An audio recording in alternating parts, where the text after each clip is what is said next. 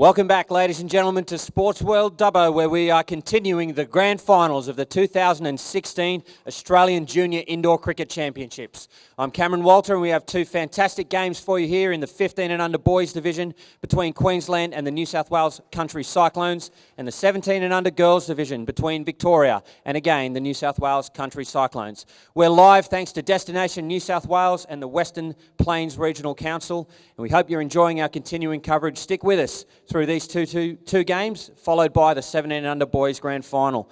We'll have a quick chat to the captains from our 15 and under boys grand final. As I said, that's between Queensland and the Cyclones. We'll call up the Queensland captain, Murdoch Hogan. Come on over, Murdoch. Big grand final, mate. How are you feeling about the match? I'm feeling excited. I'm keen to see how the boys are going. We've gone good this week, worked well as a team, so I'm keen to see how we go. Very good. Now, you guys have played each other twice throughout the tournament. It's one each. You think you have the edge today? I think yesterday's game gave us a bit of confidence, and we'll be really confident, and I'm looking forward to this game. Do you have any last words for your teammates? Yes, just enjoy the moment, stick to the plan, work well as a team, and have a bit of fun. Well done, mate. Good luck in your game. Go and join your team. The captain of his opponent, the New South Wales Country Cyclones, Brock Lawrence. How are you feeling about the game, Brock? Yeah, a bit nervous. You think you can fight through the nerves? Yeah, should be right. Well, as I said to Murdoch, you've played each other twice. It's one each. It's time to get in front on the ledger. Yeah, come back harder than yesterday. Get a bit of fight today. Go hard. That's the way. It's we're here in country New South Wales, so you're on home turf. Do you think that gives you an advantage? Yeah, it should. Hopefully we'll get a crowd, eh? There you go. That's the message from the country captain. Big noise from the country crowd. Any last words for your team? Just have fun. Go hard. That's the way. Good luck, lads. Go and join your team, both of you. So the 15 and under boys grand final will be taking place on Stream 2. So for those that are tuning in to see that game, please flick on over. But the 17 under the girls grand final between Victoria and the Cyclones, I'll call up the Victorian captain, Chloe Rafferty. How are you feeling about the game, Chloe? Excited, pumped. That's good. You've only played each other once throughout the tournament. You guys have the edge. You're going to repeat that performance today? Yeah, I think all the girls are pumped up to play the Cyclones again. It's going to be a good fight between us. See what happens. Very good. Any last word for your teammates? Have fun. Good luck to you all. Hope you enjoy the week and enjoy the moment. Good on you, Chloe. Good luck today. That brings us to the Cyclones captain, Kirsten Smith. Come on over. How are you and the girls feeling? Yeah, pretty good. A bit nervous, but excited at the same time. Do you think you girls have what it takes to get over Victoria? They probably come in as favourites. You're the underdogs. You think you can do it? Oh, we're improving every day, so hopefully we can bring our A game today and win. We're defending champs, so you would think so. Hopefully, yeah. Any last words for your teammates? Good luck, play hard, and yeah, enjoy the moment. Very good. Congratulations. Good luck today. There you have it, ladies and gentlemen. Buckle up. We've got two cracking games of indoor cricket coming up. But for the moment, if I could ask everyone in the venue to please be upstanding, it's time for the Australian National Anthem.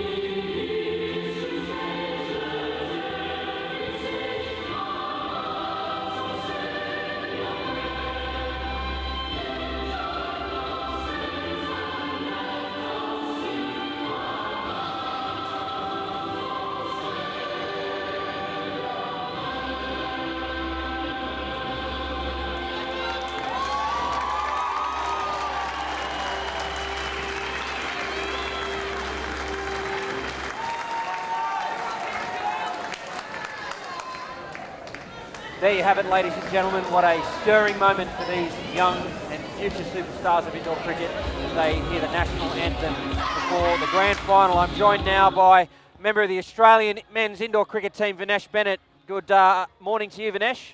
Thanks for having me. The 17 under girls division, this should be a cracking match. Victoria minor premiers, whereas Cyclones defending champions. This could go either way. These are the two best teams all week. They've proved that the defending champions are back to defend their title, and the VICs are willing to take it off them. They have been the best side this week, the Victorian girls, and we're first through to the grand final.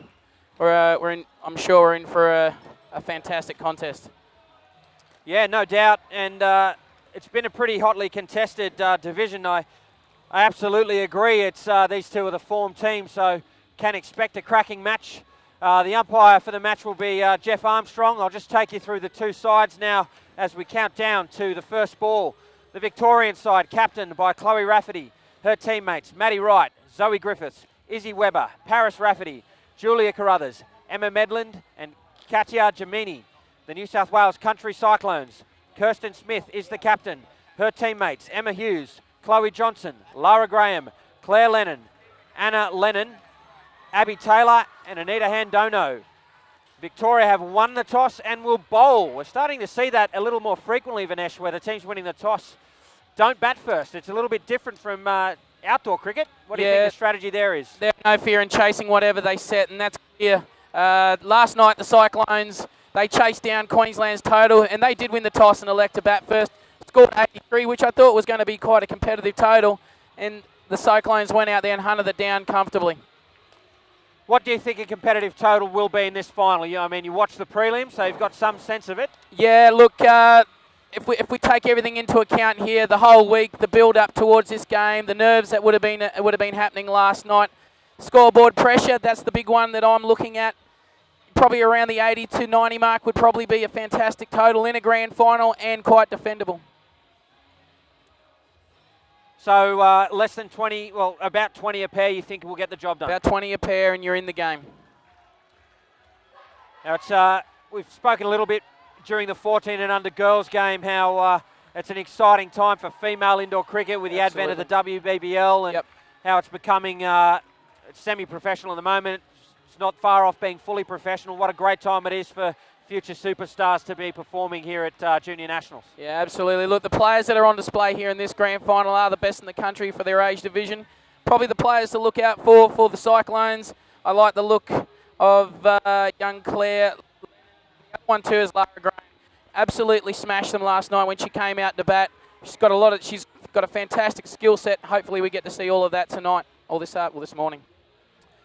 Looks like the opening bats for the Country Cyclones will be Emma Hughes and Chloe Johnson. So they have the all-important job of opening the batting in a grand final. What a tough task that is, Vinesh. Yeah, they did a fantastic job, and understanding what you need to do for your team is to get them off to a start, build that platform so that the second pair have the momentum heading into this innings. What do you think, Vinesh, the last-minute instructions from the respective coaches of these teams would be? It's a national final. It's a big game. For some of these girls, it might be the first time they've played in such a high-pressure game. Do the instructions change at all? Yeah, look, probably the thing that would be relayed would be to continue to do what you've been doing all week. I know it's an old cliche. The other one, too, would be keep it simple. Yeah, very good. Now, it will be the Victorian captain, Chloe Rafferty, to bowl the first over of the match. I like that move. You always look to your captain to stand up and perform, and she's setting the standard. Here she is. The first ball of the match. Here comes Chloe Rafferty. And full and wide and beats the bat. Good start, Vinesh Bennett. Yeah, that's exactly what you want. It just settles the nerves there for the bowler. Would have been nice to see the keeper take that one cleanly, but here she goes again. Yeah, Maddie Wright, good little keeper for Victoria. Does a good job. Driven, but a little bit tentative there. Yeah, straight to hand. Really got to take that first opportunity. The VICs, they've set the tone. They've won the toss. They've got to get themselves into the game. You can see there Maddie Wright saying, let's get this first one. Yeah, just fended into the front court there and a correct call of no. So the second dot ball for the over. A really good line and length here from Chloe. She's hit her line and length right from the word go. Just holding up there in the pitch.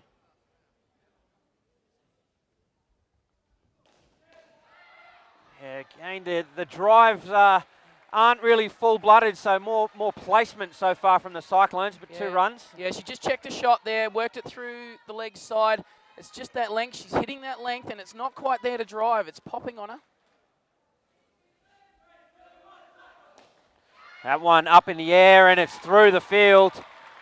Element of risk to that shot, but she's come up with a reward, 4 runs. Yeah, Emma Hughes getting that ball in her zone, nice and full, and she's punched through it through the leg side, and she's got 4 to her name. Final ball of the Rafferty over now. There's a chance, and taken. Victoria claim their first wicket. Bowled Rafferty, caught Rafferty, going for the big shot again, but just played it up in the air, a simple catch. Yeah, again, it was the length. It wasn't quite there to drive. It just held up into the pitch. Well caught up here up the back, but again, when it comes down to the over, Chloe, when she was hitting a length every single ball, and line and length is what's going to be the key here. It's going to produce the opportunities. It's going to be Zoe Griffiths tasked with continuing on from that last ball wicket. It was a good start from the Victorian captain, setting the tone for the innings. Yeah, 2 fielders on legs. They're in the game here. And the first ball is full and wide and slapped into the back court for 5. Well, there you go. No fear, these young players. She's just got out. Well, her batting partner's just got out, and then she's gone and put one on the back net and got those runs straight back. Tucked around behind, square leg for 2. Yeah, didn't overplay it, just worked it into the gap there. There's 2 on the leg side there, so she's managed to find the gap quite well, and her partner's called her through nicely. The captain making a small change to the sweeper fielder, asking catcher Jamini to move a bit straighter. And called through for a quick single and a good call from the non-striker. Really good there from Hughes. Hughes standing on the offside, making sure she gets a really good view of where the ball goes into that corner and calls through her partner. I don't think Johnson had any problems there making it to the non-strikers end.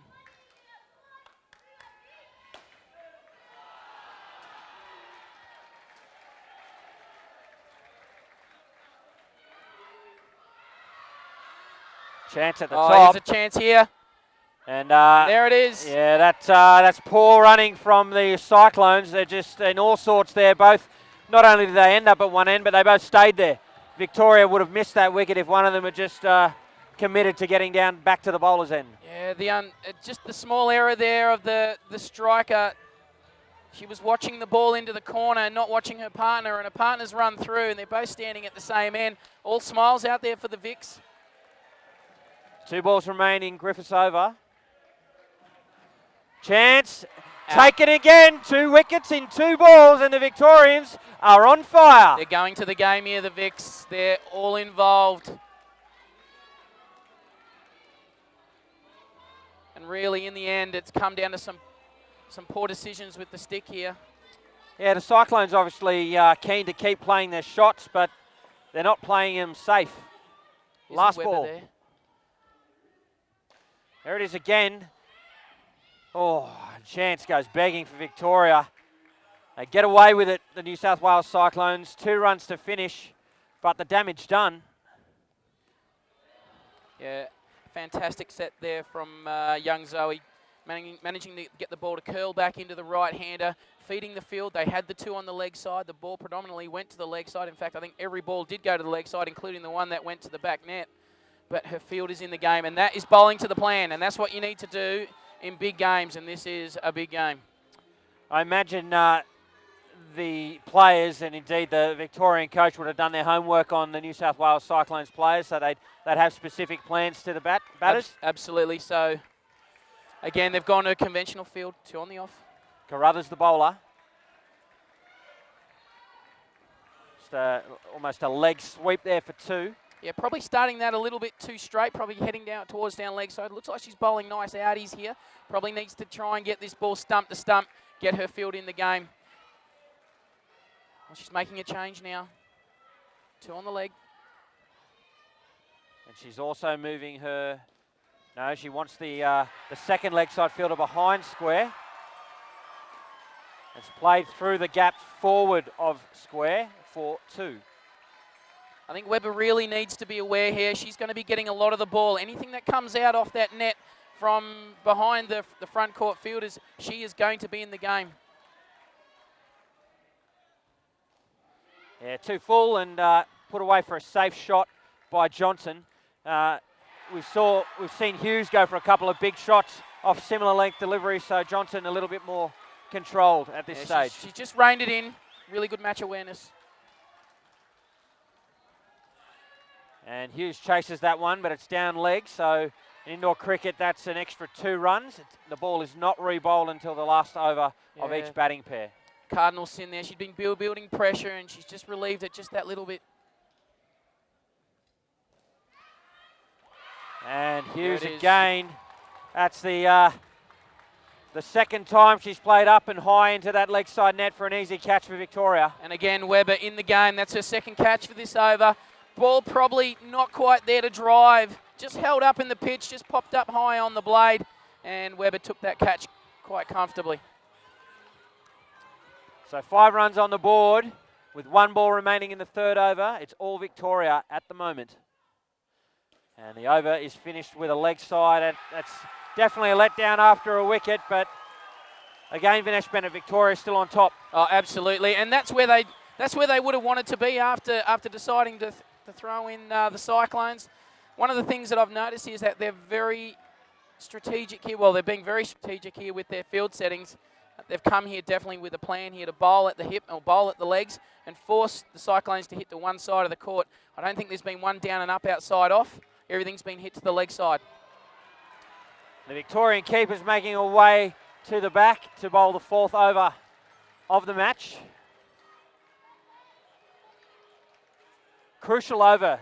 We've seen so many occasions a batting pair in trouble fight their way out of it in the last over. It's important that Maddie Wright continues the pressure. If they can keep this pair to something around the 10, 12 run mark, they've really done their job in the first 4. Yeah, big set here from Maddie Wright. Straight into the fielder. That's Weber down there. Very good in the field, and he's got quite an armour on her as well. They want to be careful. One of those goes to hand. Yeah, they'll be in trouble. She's right in the game here. Weber, I think she's touched the ball every over here, sometimes twice.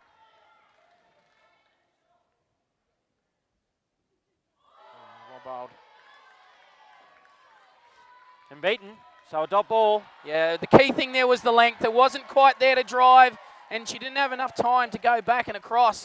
And all of a sudden it was on her and skidded through. Very lucky not to get bowled. Another field change here. Both forward of square this time. Gee, that can only have missed the bails by the smallest of margins. Fantastic delivery there. And it's 3rd ball, so in indoor cricket that means after 2 consecutive dots the score has to change on the next delivery. What will she bowl on this 3rd ball? Same thing or full and wide? Yeah, full and wide. And driven, chance. Oh. And Victoria throw away a certain wicket.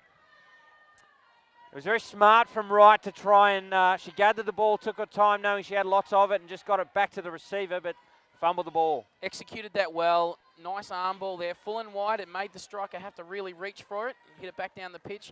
Missed the opportunity.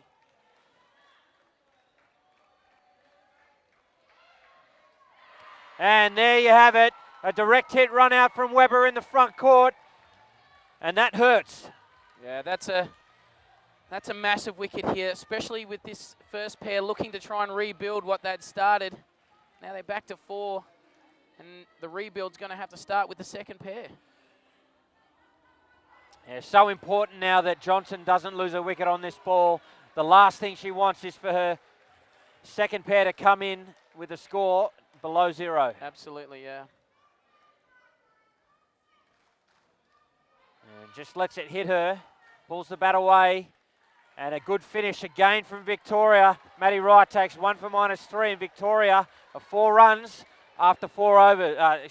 Cyclones are 4 runs after 4 overs. What a start for the VICs. Yeah, well, they won the toss. They set the tone. They got themselves into the game. They also came here with a bowling plan to bowl at the hip and make the Cyclones hit to one side of the court.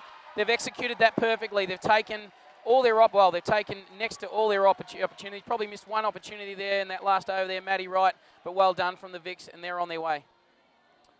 So Anita Handono and the captain, Kirsten Smith, have the job of resurrecting this New South Wales Country Cyclones innings. 2 good sticks. Yeah. Well, I called it last night. I said if the second pair can score anything above 30, they'll march on and beat Queensland. These are the pair. This is the pair for the big occasion. This is what they're looking for. The best players, they rise when the pressure is on, and these two have a lot of pressure on them right at the moment. They certainly do. They'll have to contend with Izzy Weber from Victoria. She's coming up to receive. It'll in fact be Paris Rafferty. Yeah.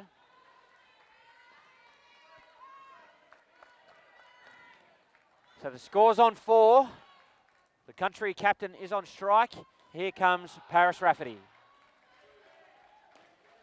A little bit over-pitched, but captain sent back by Handono. Dot Good ball. call. Really good call there. Could have been straight to hand, bang over the stumps, out, but really good call here from the non-striker.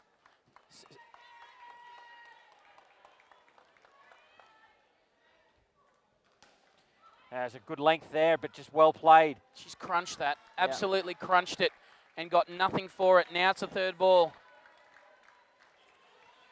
So again, the score has to change. That can either be in the form of an extra or an actual run, or if you're a Victorian, a wicket. Played and missed, and that is out. Great bowling from Paris Rafferty. Changed up her length on that ball and got through the Cyclones captain. Perfect start there by Paris. Line and length, every single ball. A little bit too full in probably the first delivery. The second delivery made young Smith smash the ball back down the ground, and then a good line and length. Hit the seam, jagged away into the keeper's hand, out.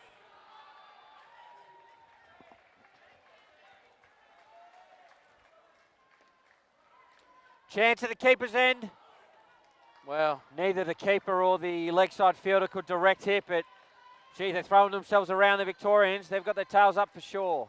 there's plenty of smiles out there still from the Cyclones. I don't quite understand that.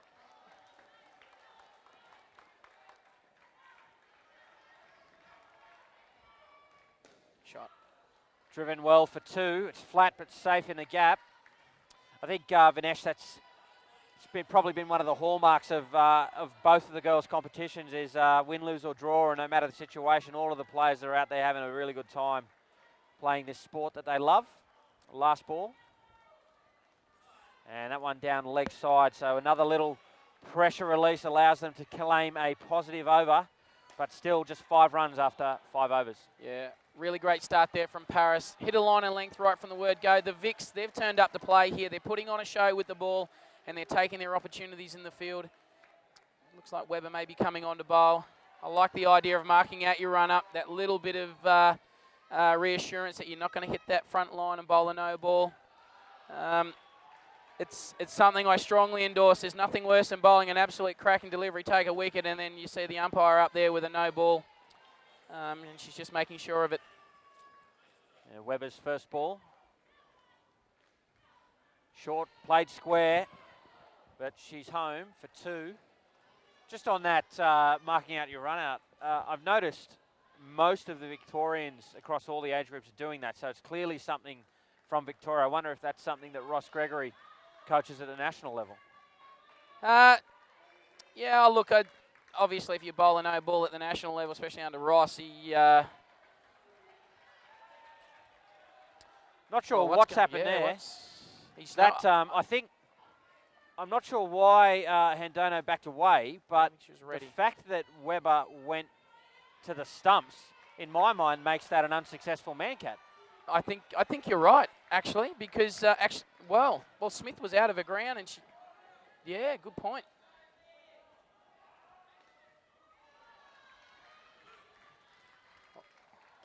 Well, I think that's the first runs that have been hit through the offside, so it just shows how accurate the Victorians have been bowling.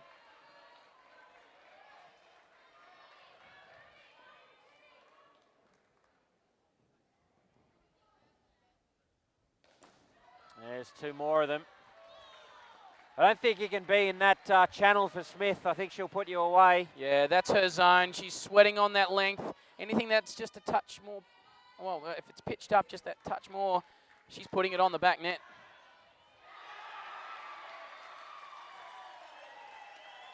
There it is. He got away with that one, Handono. Yeah, she's practicing the shot. She should be playing off that, waiting for the ball, play it under her nose and get it down and up into that top part of that net. Run through. I think it surprised her with the length, maybe just a little more off pace as well. She was through the shot early. Yeah, it looked like it stuck in the pitch as well. Two to come in the Weber over.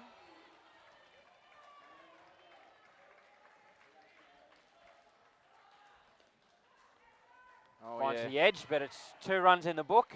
She is sweating on that length. She is waiting for something in her zone.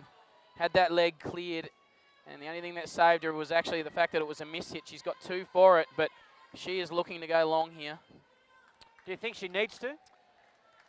No, not at this stage. Long way to go in the game.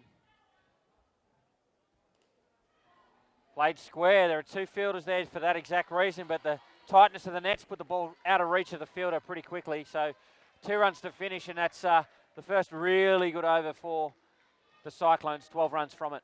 Yeah, just something small there. I'd really like to see Kirsten Smith probably run down the opposite side to where the 2 fielders are.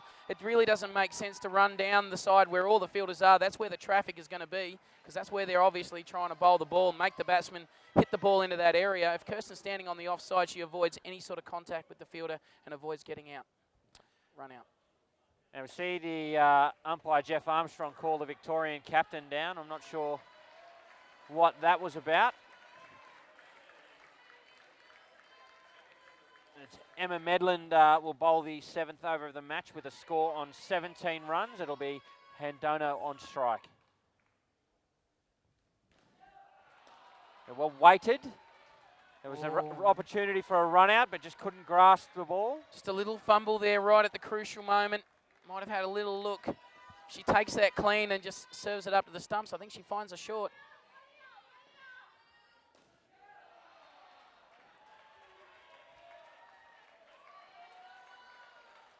Top ball, they're not giving Smith enough width to play the shot she wants to play. Again, at her legs. They've identified that there's an issue there where she isn't quite as powerful through the onside with the driving unless it's half volley. Change up beats her.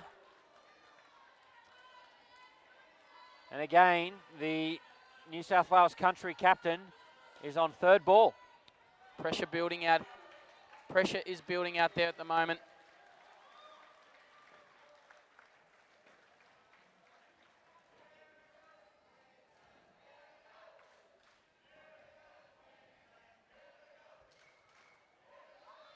Well, they've seen off 3rd ball, but not exactly in the most convincing fashion. I actually think she did herself a favour there and actually taking that one on the body. If she hits that, looks like it was going only up.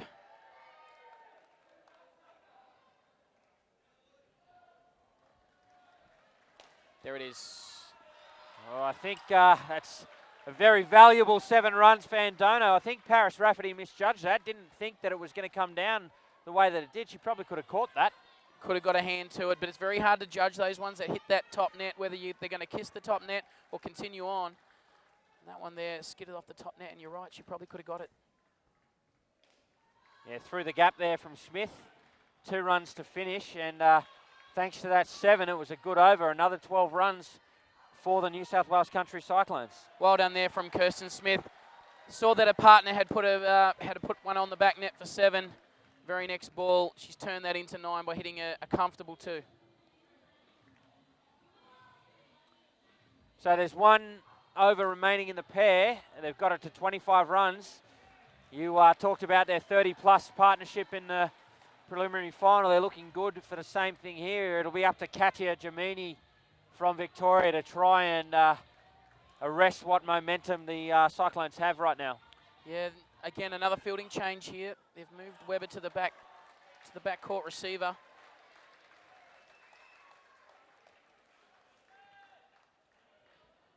The country captain backs away. Jamini taking her time. Here's her first delivery.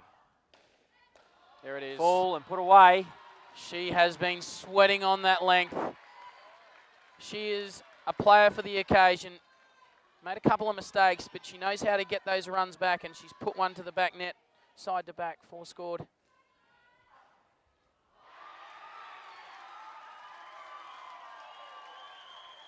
And well done. Yeah, just placed into the gap there.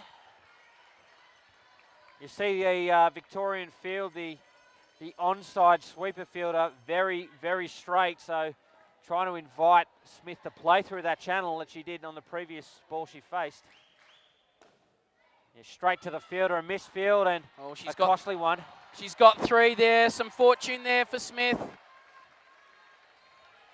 And you're right, she is nice and straight. She's making that court narrow right down the middle, but there's a gap there. If she can pierce that gap, which she did before, she's going to get another side to back. So 3 balls remain in the 8th over, in the final over of the second partnership. And it's inside the line, so a fair delivery. Can't blame Hendono for leaving that one.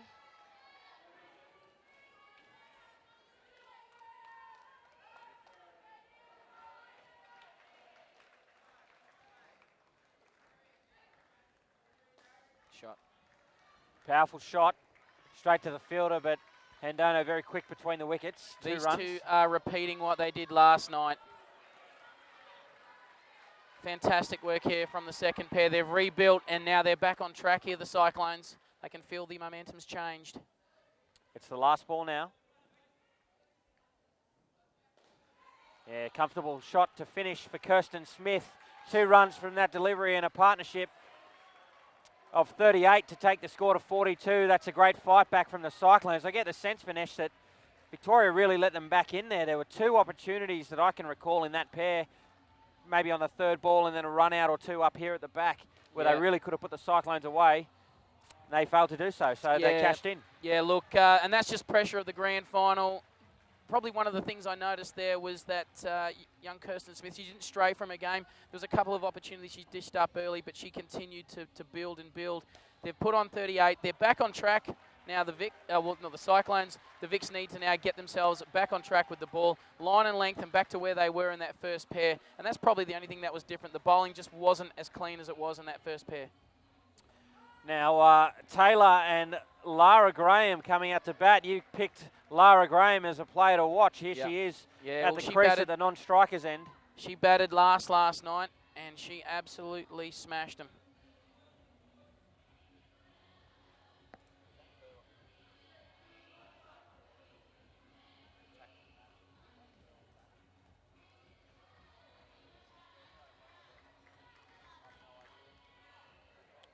No. I don't think so, no. So Paris Rafferty will bowl her second over. Left and right combination here. Yeah, just width, put away pretty comfortably for 2. Flat shot, but a safe one in the end. Notice Taylor there, moved in the crease, just trying to put the bowler off in line and length. Really good tactic, just a small movement as the bowler was running in.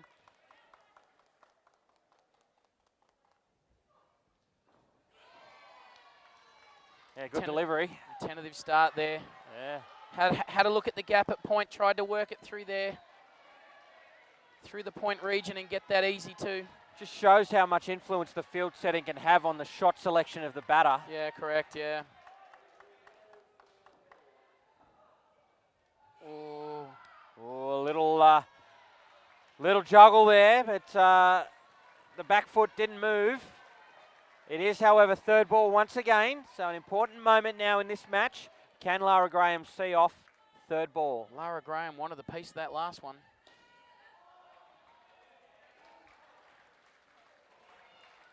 And that's a rare mistake from Maddie Wright. She's cost the Victorians a certain wicket there. For someone who smashed it last night, she hasn't got bat on ball once. Hasn't got one. Yeah. I'll put the mocker on it here. But look, the momentum's changing here. Small things are going against the Vics. They've got to switch it back on.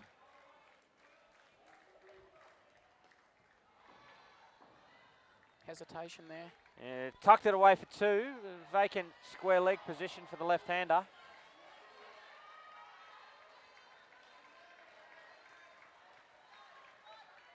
This will be the final ball of the match for Paris Rafferty. He's taken 1 wicket so far for 6 runs. And it's down leg side. Not happy with the call, but I agree with umpire Jeff Armstrong. That certainly caught a piece of the line. It touched the line for sure. Look, that was a fantastic set there. Missed out on an easy wicket. Really needed to bank that one, the Vics, and slowly the tide is turning. The Cyclones, they're coming back. Yeah, and as you say, just courtesy of the occasional error from the Victorians. It's a grand final, and those sort of wickets, whether they're a half chance or a certain wicket, they've got to take them. Yeah, absolutely. Just the small things just aren't going right here for the Vics. And the small things, as we all know, they can become the big things, and all of a sudden the Cyclones are back in the game, and they are.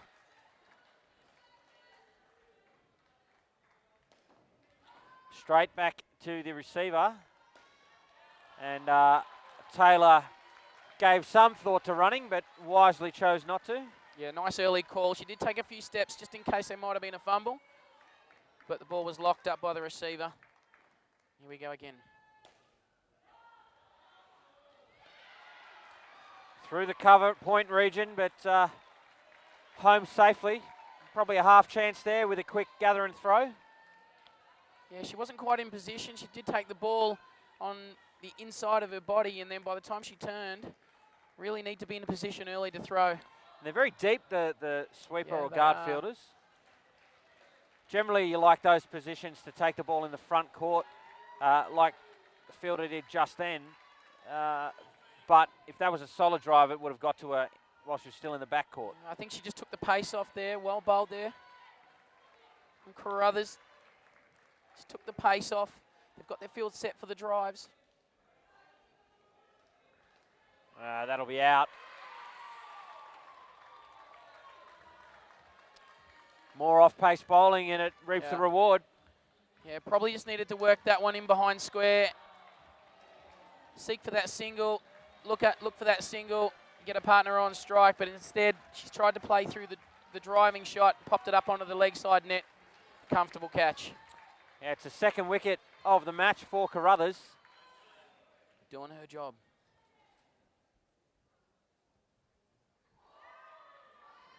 Half-hearted appeal. That's quite clearly come off Taylor's toe. It'll be the last ball of Carruthers' second over.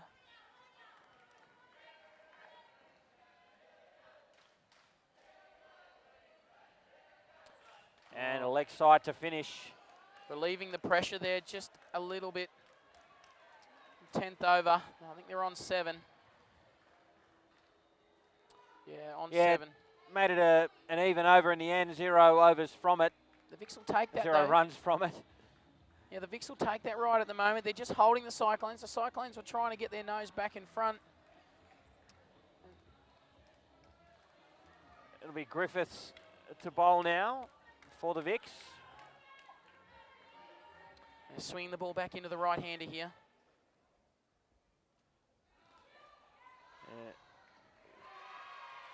Ooh. That was tight. It was very tight. I think the umpire suggesting that can't be certain that it was a direct hit or clean at the stumps, and that Taylor was short of her ground. So correct call. Good call.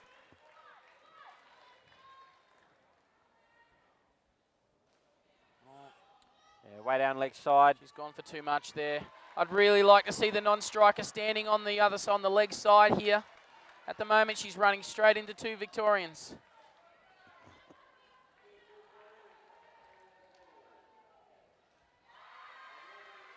Yeah, big shout from the Vics, but that was all pants. Nice grab there from Maddie Wright. Swept down the leg side, took it cleanly, gave her the opportunity to appeal. Could have been a bit of timber there, but off the pants.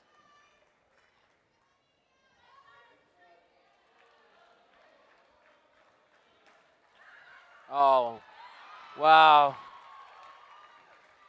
She just placed that, didn't she? She's timed that. She hasn't overplayed it. She saw it nice and early, rocked onto the back foot, timed it. Timed it perfection, gets maximum. They're on their way.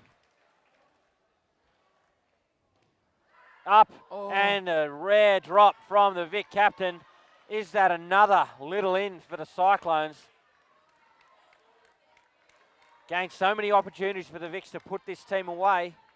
Yeah, they're staying in the fight, though, the Cyclones, to their credit.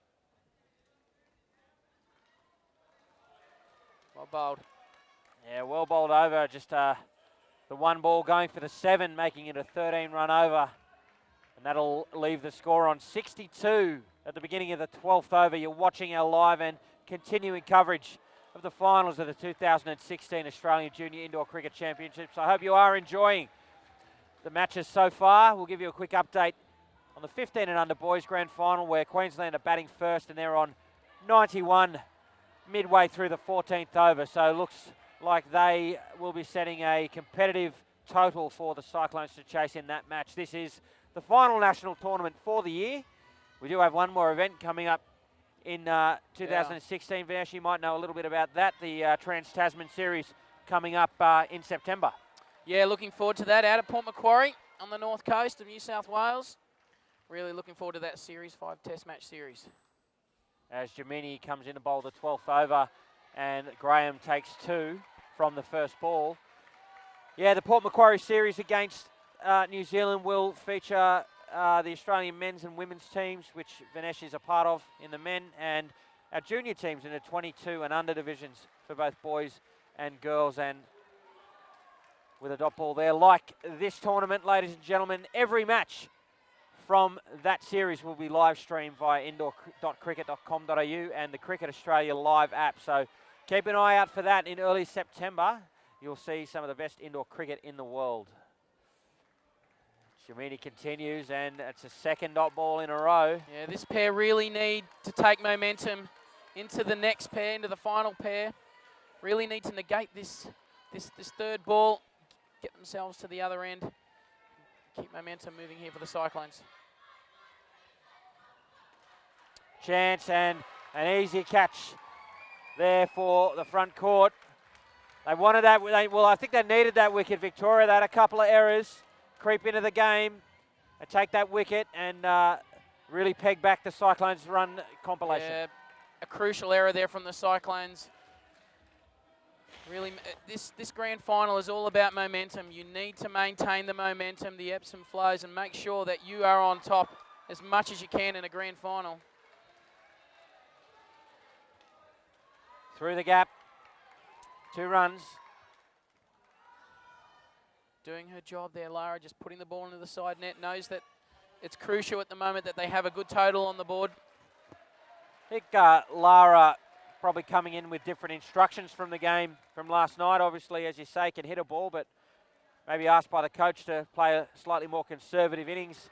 As we see, it finished with a dot and a partnership of 19 to take the total to 61 after 3 pairs. The game in the balance for Nesh Bennett. Yeah, look, last night when she did come in, she did bat last pair. She did free her arms up, but gee, she crunched them last night. Anything that was off pace, swinging through the air, she was managing to get it down and up into the wire. And when it was required, she punched it to the back net. Today, the Vics, they've obviously taken the pace off. They've mixed up their bowling with some left arm, right arm over, taking the pace off. The other thing I noticed they did, they bowled a lot of dot balls. Now, a lot of dot balls creates pressure in the batsman's mind. And that's really well done by the Vics, and they have that pair under control. Well, it'll be Claire and Anna Lennon to close the innings for the Cyclones. For those of you at home, Anna Lennon is wearing the number 5 with Leeson on the back, but we're assured that it is in fact Anna Lennon. No doubt borrowing former Cyclones junior and current New South Wales Open ladies rep Carly Leeson's shirt there. Help us differentiate the two sisters. Yeah. It's so important this pair finishes well for the Cyclones and takes momentum into the fielding session for them. And it's, again, Chloe, I think, bowling. Yeah, the Victorian captain bowling the first over to a pair to try and set the tone for the rest of her team. Here she is to Claire Lennon. Full and wide, too wide. It's a no ball off the pitch. Just lost a handle on that one. Kept on going. Again, this is a little bit different here. Where she bowled at the hip in the first over, started straight away full and wide. So a clear plan with the offside field set. Night. Oh, Lennon has just dragged her foot out of the crease, or maybe just popped off the ground, and a great piece of keeping from Maddie Wright. Takes the stumping. As a keeper, shot to pieces there. Well done, Maddie Wright. Nice clean gloves, whip the bails off. Just for a moment, the foot left the ground, shot to bits. And then having a little chat to Claire Lennon with a big smile on her face. So they're just reminding her maybe she shouldn't miss it because oh no, that was very nearly 5. A desperate dive from Paris Rafferty in the end made it a single. Or is he calling it 5? That 5. He's called it 5. He's called it 5. Well, we've got a pretty good view of that from here, Vinesh. That didn't hit the net from No, 9. she got her hand no on the way. ball. She got her hand on the ball. He's sticking with his call. He's sticking with his call.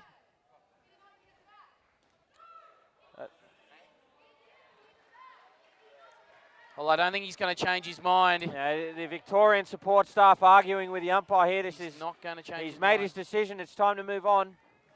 They're not that impressed with the call, but the call's made. It's time to move on with the game. Yeah. Right or wrong, you must move on with it. And look, I know that you and I, Vinesh, don't think it hit the net either, but I got to give credit to Jeff Armstrong there. He made his call. Yep. And probably rightly so, not taking the word of the spectators. Yes. For making a decision.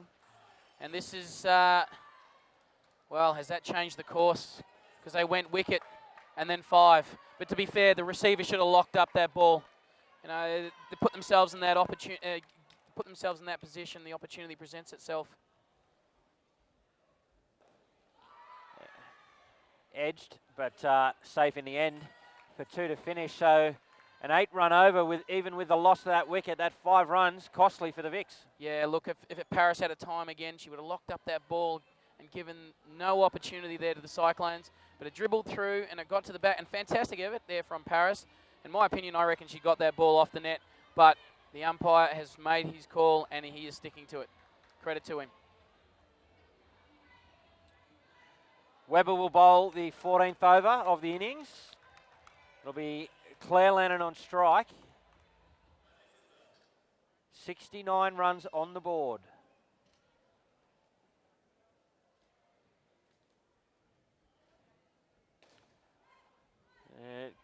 Good call of weight there. That would have been a run out if they'd set off for it. Just an air of anticipation out there at the moment. Everything just went a bit quiet.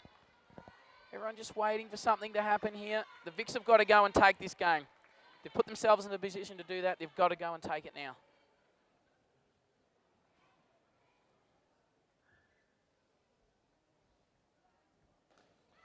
Through the gap and out of the reach of the sweeper fielder. 2 runs. Victoria would probably feel comfortable with where they are, but I agree, Vinesh, they really need to take control of this game now.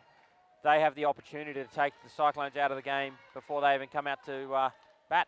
Yeah, look, you can feel the momentum. Tucked away behind square, just a single. You can feel the momentum's in favour of Victoria, but at any moment now, the Cyclones can claw their way back and take it from them. The Cyclones will be looking to stay in this game as long as they can. If they can stay in this game as long as they can, they're every opportunity of stealing it. Shot. A single down up into the vacant middle area of the court.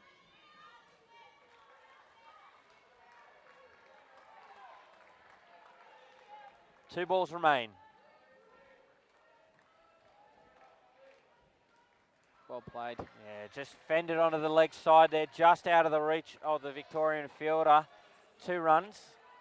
That's all they need, the Cyclones.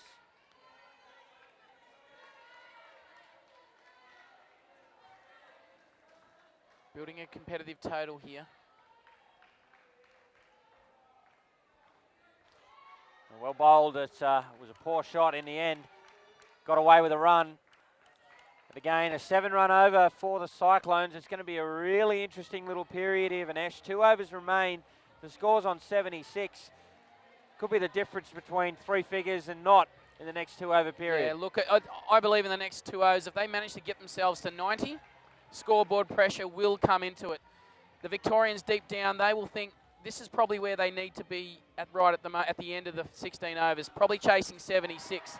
But to be fair, the Victorians haven't taken the game away from the Cyclones. And right at the moment, they're in this game, the Cyclones. If they can continue to build and get that total up around the 80 or 90, it's game on, and scoreboard pressure will come into it. Here's Medland. Aggressive call. Weber, what an arm. Yeah, she's got a great arm on her, does Izzy Weber. Not hitting on that occasion, and I think Claire Lennon would have been home anyway.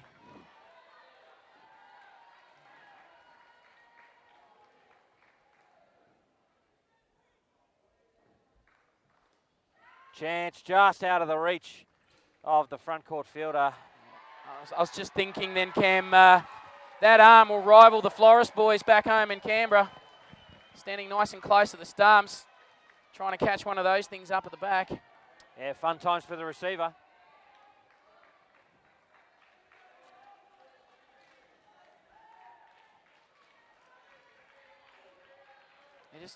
They're just going about their job, building that total, and they've slipped up to 81.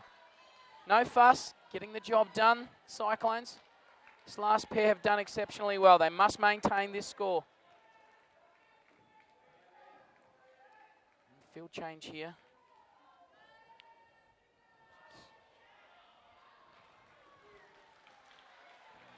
The 2 fielders on the leg side not phasing Anna Lennon. She just tucked it around there for another single with 2 balls remaining in the penultimate over of the innings. Anna Lennon, she's just gone about her job here.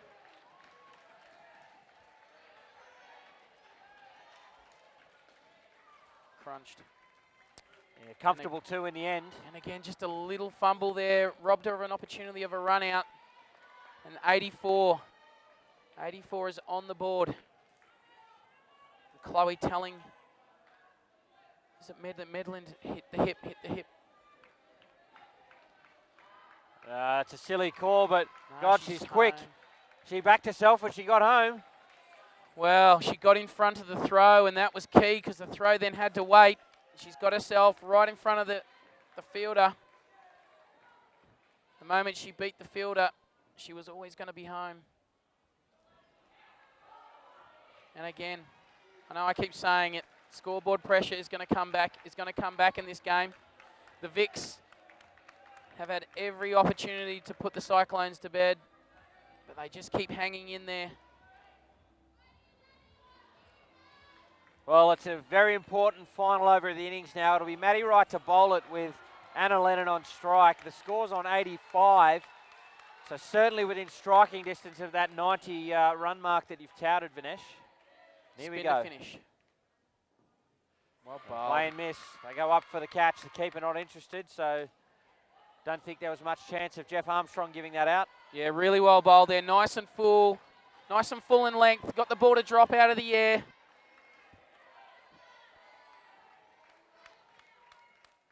She's bowled exceptionally well so far.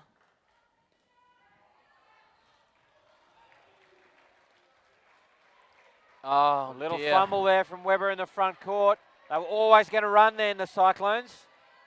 She's everywhere at the moment, Weber.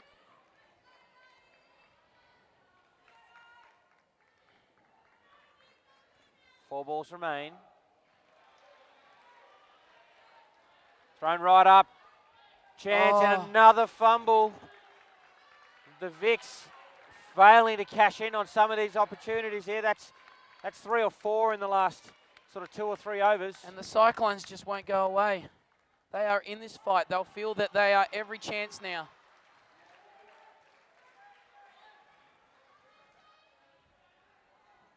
Yeah, dot ball there. And a really good call there from Lennon at the non-strikers end, making sure her partner did not leave. So they reset, 2 balls to go. 90's what they would be wanting. Anything above that is going to be a bonus.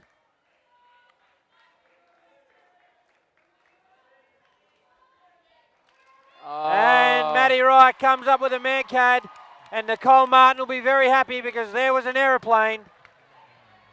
And it is a man-cad. Incredible. Well, a drop in concentration there from the non-striker. Took one step too many. And then your pants is pulled down, basically.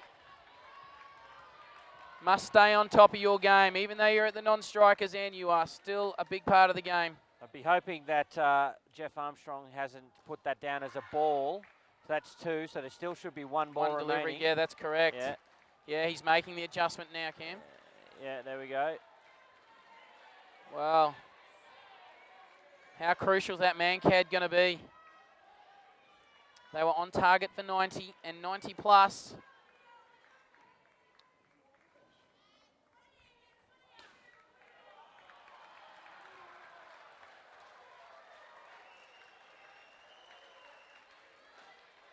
Out. And a wicket to finish the innings. Massive period in the game there. The man-cad with 2 balls remaining and then a wicket off the last ball has restricted the Cyclones to 79 runs. What a big moment in the match that was. Yeah, big moments. Matty Wright, well bowled. There's ways of taking wickets without knocking over the striker. She's come up with the man-cad. Clearly the concentration dropped there from Lennon at the non-striker's end. And unfortunately, the last ball has claimed another wicket. She got a little bit of drop with that last delivery. The ball popped up in the air. Nice, comfortable catch there to leg guard. And all of a sudden, the VICs take momentum. And this is the key point about grand finals and big games at the back end of the week. Momentum. Must maintain it. And the VICs have now got it going in with the bat. And I understand we're going to have a commentary train shortly, Vinesh, but before you do leave us, where do you think the game's going to go from here? Yeah, even in my opinion, still evenly poised. I still think scoreboard pressure is going to come back to it. Is going to come back into it. Cyclones need to start very well. They need to bury this first pair and then hold them from that point. If you're a betting man, the VICs have probably got their nose well in front here, but grand finals, they do funny things to players. Trust me, I know that much. Absolutely. So thank you very much for your comments during the game, Vinesh. We wish you all the best in the Trans-Tasman Series in September, and I hope you enjoy the rest of the match. We'll check in on our other grand final taking place right now. That is the 15 and under boys grand final.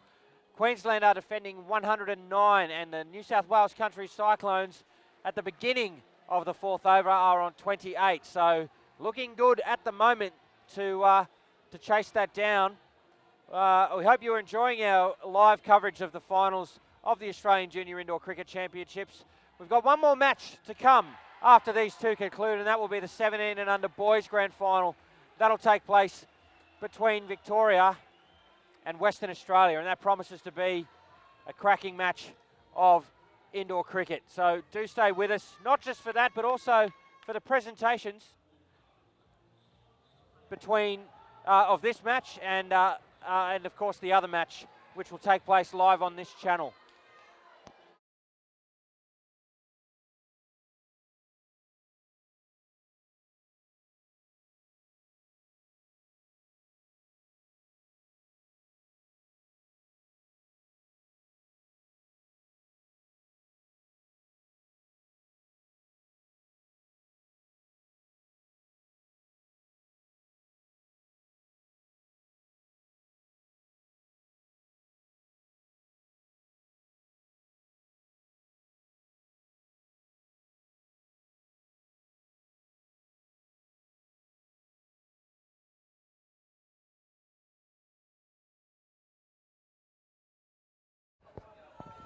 So Lara Graham is opening the bowling for the Cyclones and a dot ball to start.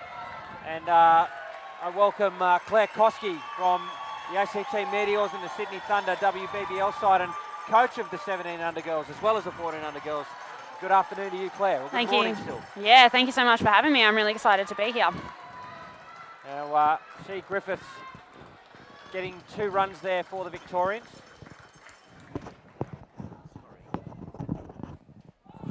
Her partner plays and misses for the first delivery.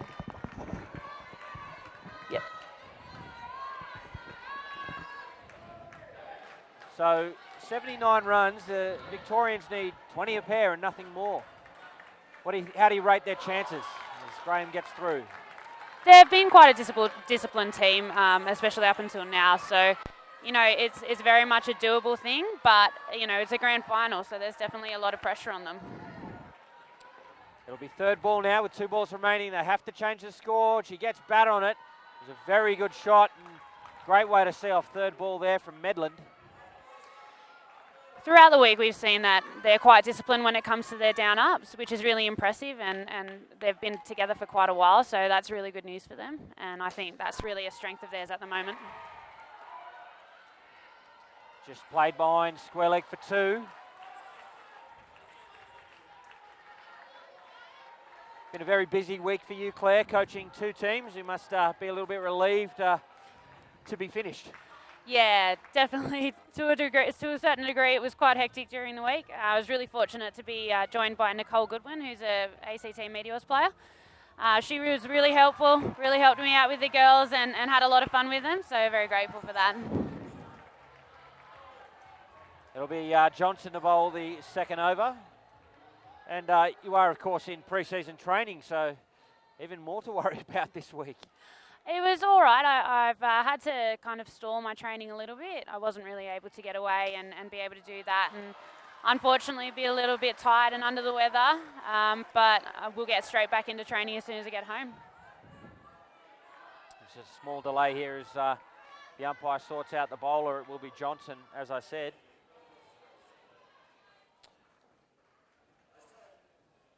And Griffiths is on strike. Just through the gap, an opportunity there for the Cyclones, but not taken. What we saw towards the latter half of the Cyclones innings was Victoria letting plenty of chances go down. They really missed an opportunity to put the Cyclones away. Yeah, they took 2 wickets off the last 2 balls, but will they live to regret those missed chances?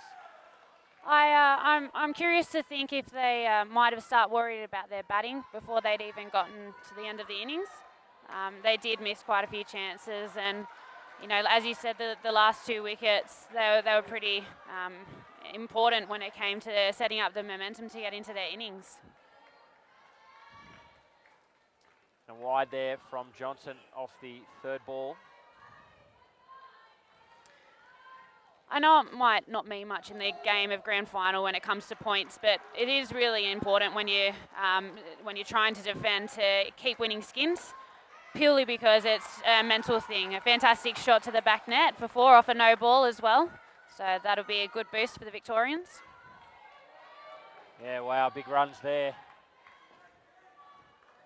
Big runs indeed.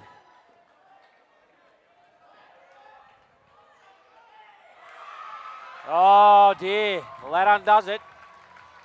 Fantastic got a tickle ball. on that, did she? Played it on? I believe so. It looked a little bit high for a little bit, but it must have taken an edge and gone back onto the stumps. That's a great breakthrough for the Cyclones. It's really what they needed. Yeah, especially in response to a no ball 5. So indoor cricket, they get the value of the no ball as well as the runs. So 7 runs from that delivery, and most of that undone with that wicket. A good comeback from Johnson. I think it's really important if they capitalise on this now, probably speed up the game a little bit to get on top of the girls. It's really important to control the tempo of the game, especially if the batting team is on top of you, to really slow it down. Good shot to finish from Medland. A good response to being bowled, and it brings the over to an end with a score on 16. Now, this of course is an indoor cricket tournament, but Claire, I know I can speak with some authority about the ACT program, and I can tell you, as you know, we certainly look at it as a forum with which we can develop cricketers in all the forms that they might play it. So how do you see that as a vehicle for doing this? Yeah, without doubt, it's really important. I made my start to indoor cricket and my introduction to cricket through indoor cricket. And I think there's just so many important skills in indoor cricket. You know, the fielding in particular, you have to have very good reflexes and be able to read the ball off the nets, which isn't easy at the start. But, you know, it's incredible. And most of the girls that played in our team, they're actually quite involved in a lot of other sports. It's not just cricket. So it's good to see that we're able to branch out to those girls and hopefully introduce them and get them to love the game that I love so much. And we do invite anybody watching at home with young children, particularly young girls, to check out playcricket.com.au. You just heard it there from Claire Koski that this is a great vehicle for those new to cricket or looking to improve their cricket to do just that. Playcricket.com.au, throw in your postcode and it'll tell you where you can play any form of cricket near you. It's also fantastic for the parents. You know, you have 2020 cricket and one-day cricket that take 3 to 6 hours, and it's a very long day for the parents sitting on the sideline where indoor cricket goes for about an hour and a half. So nice and quick, keep the girls interested, and even the boys. It's a fantastic sport to play in, and it's definitely a great culture at the moment. Fantastic sportsmanship between all the teams so far that I've seen, so really happy with that.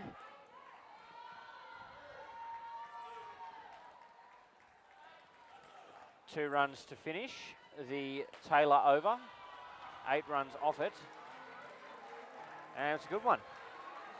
Very much so. I think Cyclones probably need to bring on their strongest bowler now, especially to set up for the rest of the innings for the Victorian girls. They've battled really well. Even though they've lost a couple of wickets, they've worked really hard and been disciplined and hitting the side nets. So, yeah. Yeah, the danger for the New South Wales Country Cyclones is that this first pair can take the game away from them early. If they get away with 30 plus, even 40, then it's going to be really difficult for the Cyclones to fight back. And Emma Hughes has the job of doing that for the Cyclones. She's way over pitched early and easily put away for 2 by Medland. Emma Hughes has been a fantastic player all week. Her name has always been in discussions for All-Stars selection, and she's been bowling very well. So I think it's a good decision to bring her on now. 2 runs, a half chance there for a run out, but no direct hit. One thing that's really important for the girls right now is to not bowl as short. That's quite an easy shot for the girls to play for a down up. So they need to get it right up there, right full and on their legs if possible. And that'll really hold the girls up. Seen a number of games throughout the tournament seesaw incredibly in terms of who's in front in the match. As we see Graham just missing the stumps there, possible opportunity for a run out. So at the moment Victoria well and truly in the box seat, but I've no doubt that the Cyclones are going to keep coming at them and we may see another twist yet. 2 balls remain. And a leg side, that's a coach killer in the last over. It sure is. Victorians will have that ball again and help themselves to the 2 runs.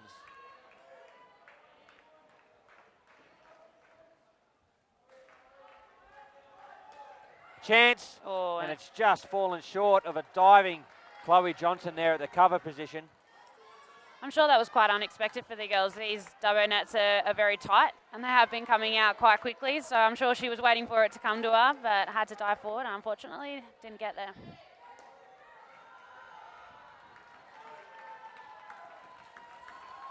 Two runs to finish. And that's a phenomenal start for the Victorians. That's exactly what they needed.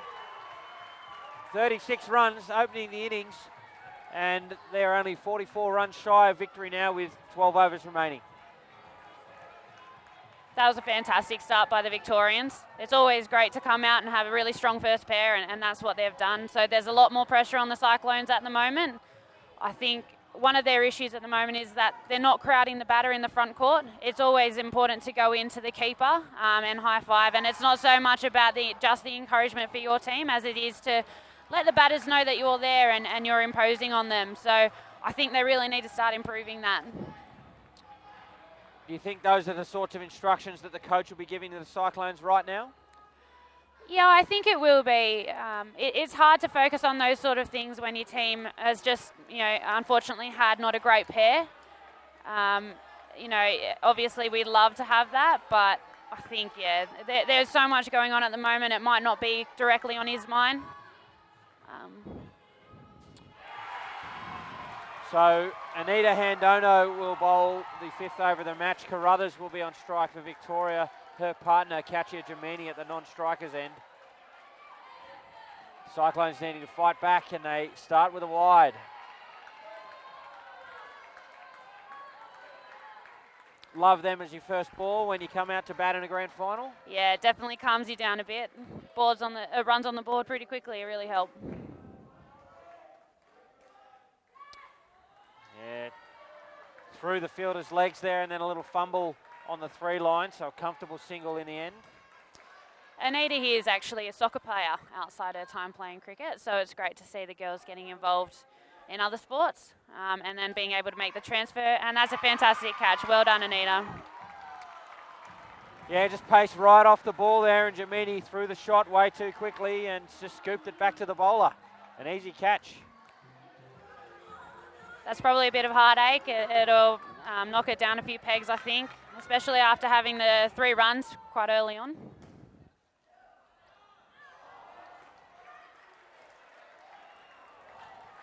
Well, hopefully for the Cyclones, that's the first of many more wickets to fall. They lost 11 wickets during their innings, so they're going to need to claim something similar when they're in the field. Straight to the fielder there, and a good early call of no. As you can see there, the leg side has come across to the offside to obviously have that support, and it's not as effective because they're not in around the bat. So the batter still feels like they've got plenty of room, and it's not too much of a presence for them. Yeah, we see 2 runs and probably half a chance there for a run out off that last ball, 1 for 1 off the over. So that wicket, a handy one for the Cyclones, but they've got a lot more work to do as the Victorians have made their way to 37. Looks like one of the Lennon girls are coming back to bowl.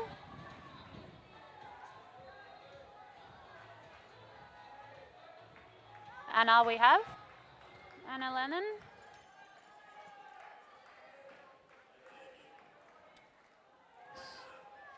Anna Lennon to Carruthers. Straight. Gee, a clean take there. Jamini had backed up a little, a direct hit flick. She might have been short. And that's something I've noticed already is they haven't taken many balls cleanly yet. I've seen a couple, but it's really important to take that ball cleanly straight away. Put the pressure on the batter and know that you're really active in the field. How much of a role do you think fatigue's playing in that? It's been a long week. They've been here for it's home for many of these girls, but it gets harder and harder to do the little things right when you're playing your 9th, 10th game of the tournament. It is really difficult. I've played in quite a few tournaments, and I notice you're always tighter towards the end. And it's also difficult. These girls are older, so they were playing later games. Lovely ball there. And so their recovery would take time, and they wouldn't be getting to bed the earliest. And they always like to come along and support the younger girls who play early in the day. So it's been a big week for them, and I'm sure quite tiring. Chance there. It's deflected off the fielder in the front court, but doesn't go to hand. So another 2 runs for the Victorians as they continue their way towards the 80 runs they require for victory. Final ball of the over. And it's a dot. So 43 runs. They're past halfway, before halfway. Well on track here, the Victorians. Yeah, they sure are. I think I mentioned it earlier that Cyclones need to start controlling the pace of their game better. The Victorians have had a couple of that go into the net, haven't really had too much pressure on them. They need to kind of take away that momentum of the Victorians and bring it back into their own. Looks like Anita Handono might have a hand injury there from keeping.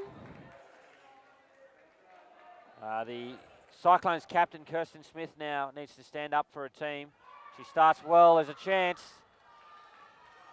Yeah, a good call to get them through. It was a very aggressive call.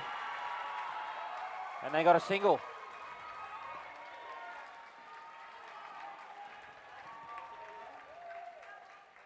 Edged, falls safe again. Couple of chances going through that point region. Yeah, I'm not sure if Emma Hughes is facing the right way. I think she should probably angle herself towards the front net a little bit more, allow her to access the balls that do go into the corner and then come out quite quickly. She's having to turn, and if you're not quick enough on your feet, unfortunately it makes it a lot more difficult for you.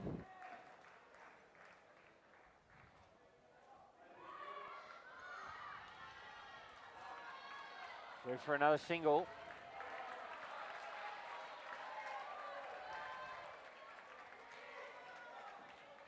Cyclones looking quite deflated at the moment. Yeah, certainly are. Direct hit there, but Carruthers well home. What do you think they can do, or what would you be doing as a coach to try and invite or tease out a bit more aggression or animation from them? I think, as I had explained before, about crowding the batter and really getting some run into the legs of the three lines. So those that are behind the three line really need to be backing up every single ball. And that motion, that movement will then give a little bit of energy into the team. As you can see, the captain's giving a little chat to him now. But they really need to lift their body language if they want to get any wickets. Yeah, it'll be Claire Lennon's turn now. She'll bowl the 8th over of the match. The Cyclones just looking for a spark from somebody. Just a little run of wickets will get them back into the game. Starts with a wide. And again, there's another one of those coach killers. Yeah, it's not a great start. They really do need to focus on keeping those dot balls down. The wide balls down and try and get some dots in there and put some pressure on one of the batters. And we've taken a catch. That's a fantastic catch from Lara Graham at the offside sweeper position. Wasn't hit that firmly, but it might have looked like it was, so she judged it well. And it was quite low. She did well to stay low, and as you could see, she'd made it past the three line into the front court, so she's putting pressure on, which is fantastic to see. Well, they needed that, the New South Wales Country Cyclones. They'd love another. Chance in the front court. As you can see, Anita Hardono, the keeper, going out of her box. For those who don't know what the box is, it's the lines of the pitch. Essentially, you don't want your keeper to leave the box. You want the fielders to get it to her, and she stays over the stumps at all times. So that's a really big thing that keepers need to keep in mind whenever they're playing. Yeah, she did it on that occasion, but it amounted to little. The previous delivery, the one you're referring to, Anna Lennon down there in the front could have got the ball back to her maybe for a run out. 3 balls remain. Just too short, Cam.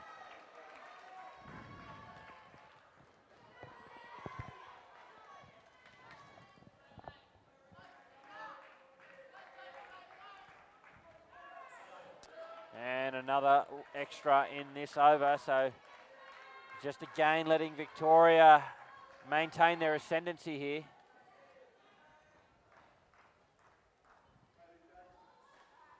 That ball's fair. Oh, called leg side. I should try not to preempt the umpire. So there are still 2 balls remaining.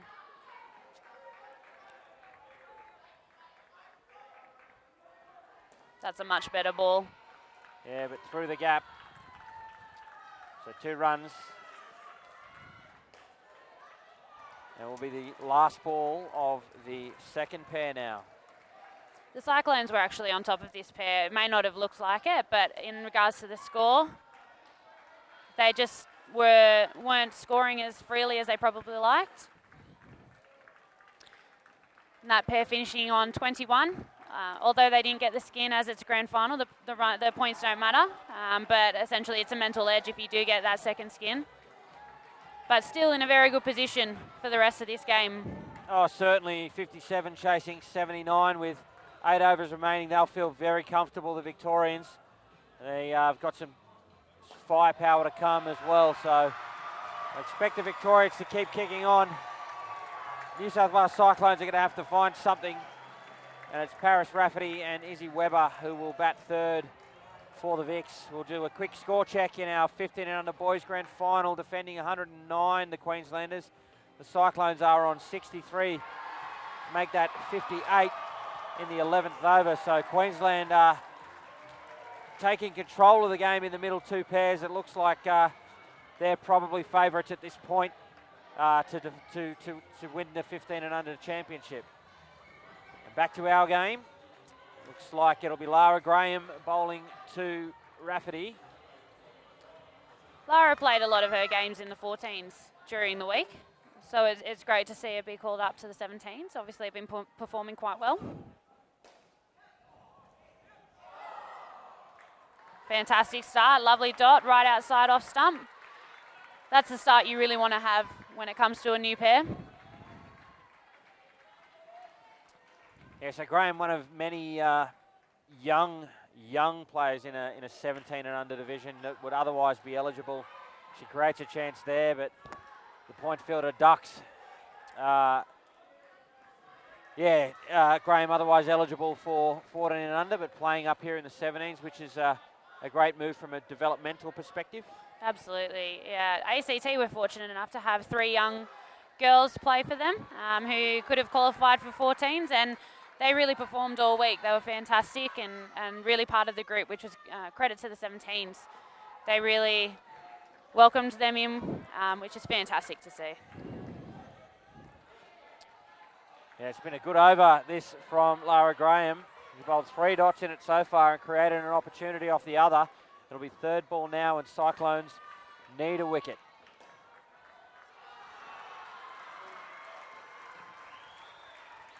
Well done. And there it very is, well bowled. Lara Graham, the young girl. She's turned up, bowled her second over of the match, and cleaned up Izzy Weber. Quite often, the weaker pair of batters come in the third pair. So I believe that may be the case here, and Lara Graham's definitely taken advantage of that. So with the likes of Maddie Wright, I've watched her throughout the week, and her coming in at 4, she's quite disciplined and very skilled. So the Cyclones really need to get on top of this pair.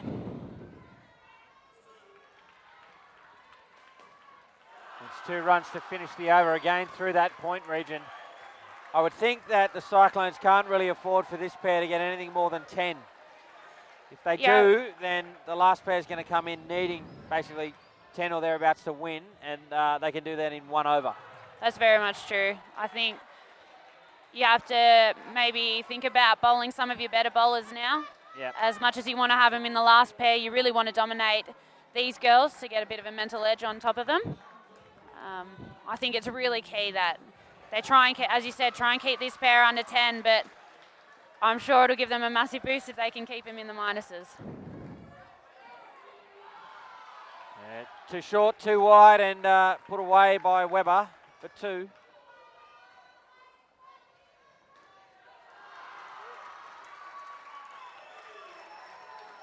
It's got very bright here in the centre. I think the sun may be emerging from a cloud or two.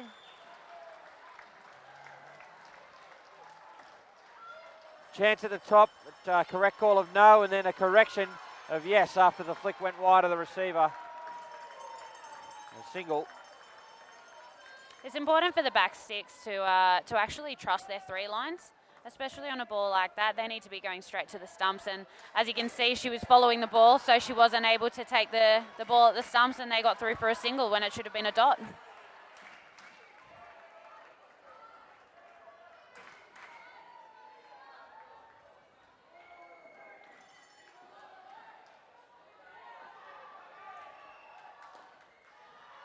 Another comfortable 2 for the Victorians. They're looking very comfortable now, these 2. A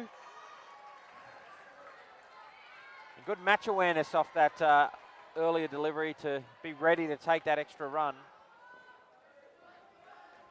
And 2 balls remain in this over.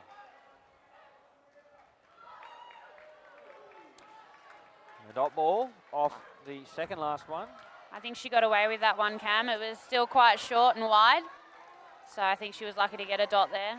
They really need to straighten up this attack and get it right on their toes.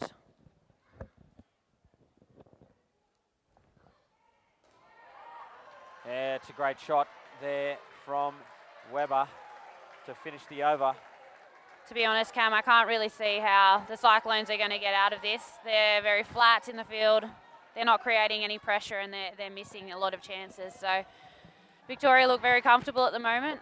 I'm wondering what the Cyclones are going to do to possibly bring about a bit of a change in the momentum. Yeah, well, they've thrown the ball to Abby Taylor. Taylor wicketless in her first over. They would be hoping that the off-pace bowling might be effective, but for mine, Claire, one change I'd make is I'd move Hughes out of that point position. There's a lot of runs going through there. She hasn't been quite effective. A good player, maybe more effective over here on the 3 line. The Victorians not doing a lot of driving, so some opportunities there in the front court, I think. And as I mentioned before, her positioning in the court is probably not very, it's probably not very beneficial for them. She's quite close to the net. Again, she's facing towards the stumps and not quite towards the front net. So there again, she didn't get up to that ball. I feel like her athleticism is probably letting her down a bit here. It's really important to have a really big impact energy-wise in the front court, and they just don't have that at the moment.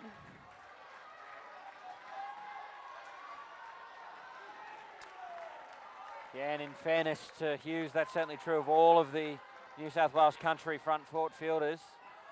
I guess they sense that the match is well and truly slipping away from them.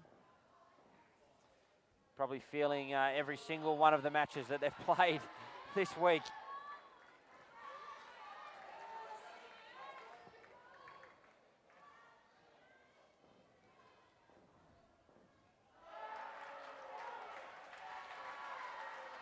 Again, just too short. Yeah, it's money for jam for Izzy Weber. Gives herself some room. Just hits a comfortable down up 2 through cover point. And they've progressed to 18 runs for the partnership and just 5 runs away from putting Victoria in front of the New South Wales country total. How important are the last 2 wickets off the last 2 balls, or 2 or 3 balls, going to prove? I think it's so integral, not only due to the fact that it takes away 10 runs. I think it took away a lot of the momentum and probably caused the girls a bit of issues mentally. You can see they're quite flat. They're not creating any pressure and they're missing a lot of chances. So I'm sure it'll be playing on some of the girls' minds, but they really just need to let that go and get in the game now.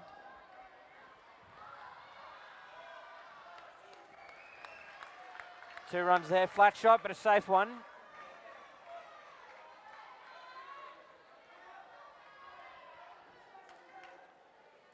Hughes bowling her second over. Very well bowled there.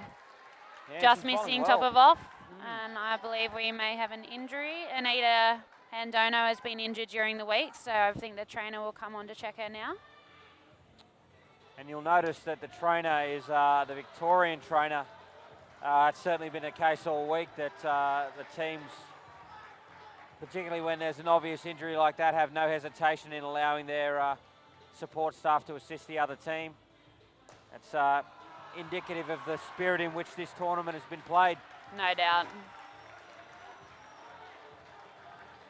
Bit of concern here for her. I know she's had some issues with her hip this week. She's been diving a lot, and so it's bruised up. So I think that might be the case now as well. Hopefully it's all right for her. Hopefully she can get back up and keep playing, but she looks quite sore at the moment. Yeah, it doesn't seem to have moved since it happened. So if that's a hip alignment injury or issue, it's probably a good idea that she doesn't, or it would be incredibly painful for her to do so. Especially in a keeping position, to be able to bend down and continue to get back up again. It places a lot of pressure on that hip. And they might have to bring on a sub fielder. I believe Anita's only bowled one over. Is that correct? It is. She has only bowled one over, so that will allow Victoria to choose someone to bowl another over, and I suppose were the match closer, that could prove crucial, but I'm not sure that will play a role.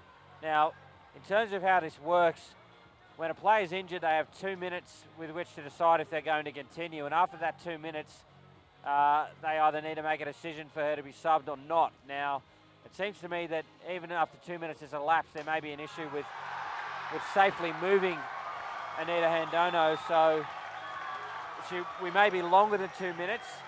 However, if that 2 minutes elapses, she must be out of the game. And reports are that it may be a head injury, which Right. is obviously a severe concern for the girls. So, Yeah, I imagine then that it's come off the bat, and maybe the ball maybe hit her in the face. yeah. She's sitting up, which is a great sign, and now standing, so that's really good to see. As horrible as it is to see an injury in a game, this may be a bit of a momentum shift for the Cyclones. So let's see if they can perhaps capitalise on it. The girls looking on to the boys next door, trying to support them in a time where they have to switch off for a bit.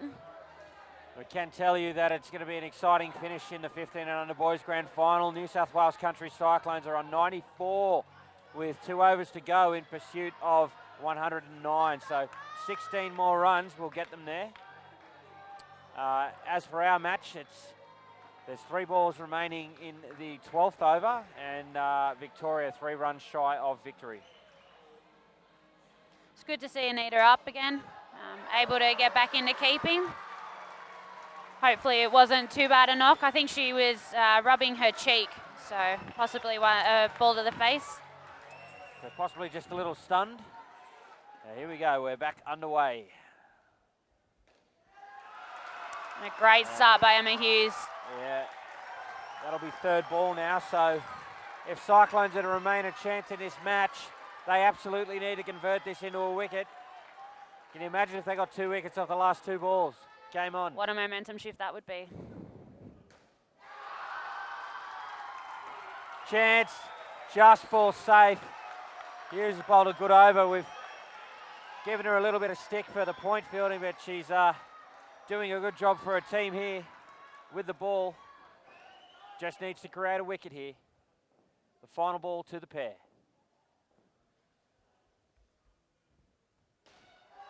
And it's tucked away for a single. Not a great finish to the over, unfortunately. They did bring it back a little bit towards the end, but as you can see, Victoria quite on top at the moment. Yeah, officially in front of the Cyclones for the first time, and with the captain, Chloe Rafferty, and the keeper, Maddie Wright, coming out to bat now. Cyclones have it all to do. They're going to have to do it, take this skid negative to win the match. But it's the last game of the tournament. They've got to throw everything they've got at these 4 overs. Absolutely. You, as a coach, you'd probably be telling him to leave nothing in the tank. And it's quite literal. You really want them to be exhausted by the end of this. So hopefully they can, build the energy back up, get in the faces of the batter a little bit, obviously sportsmanlike, and hopefully bring some momentum their way. As I said, the momentum of the keeper going down for an injury may have changed for them. Hopefully they can capitalise on that. So, Andono, after that injury, she's going to bowl the 13th over. Maddie Wright's on strike. Victoria are 1 run in front and have 1 hand on the championship shield. That's a great start from Anita. It's very important, especially to Maddie, because she is so talented at hitting those down-ups that you stay really full to her and try and hit her in the leg. Anything short, any width, she'll just bump it straight down in the ground and run through easily. Like that. As you can see. Case in point, Claire Koski.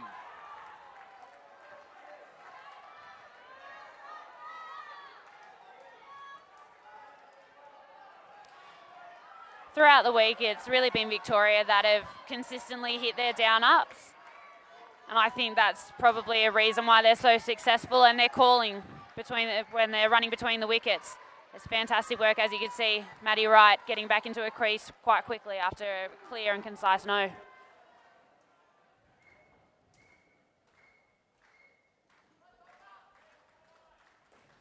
Width, and put away for 2. And 2 balls remain in the over now.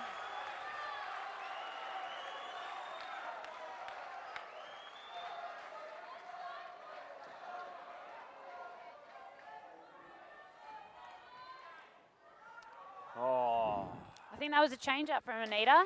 Created the opportunity, just not taken in the end. So the last ball of the over now. There's still 1 wicket in the match.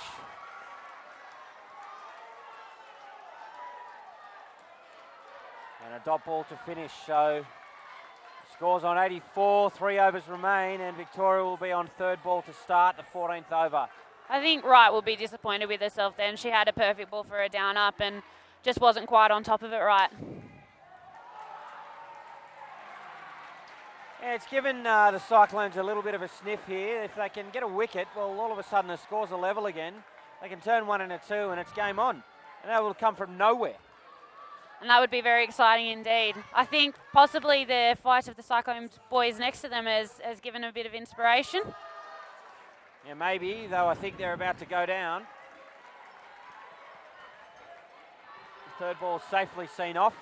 Fantastic shot there by Rafferty.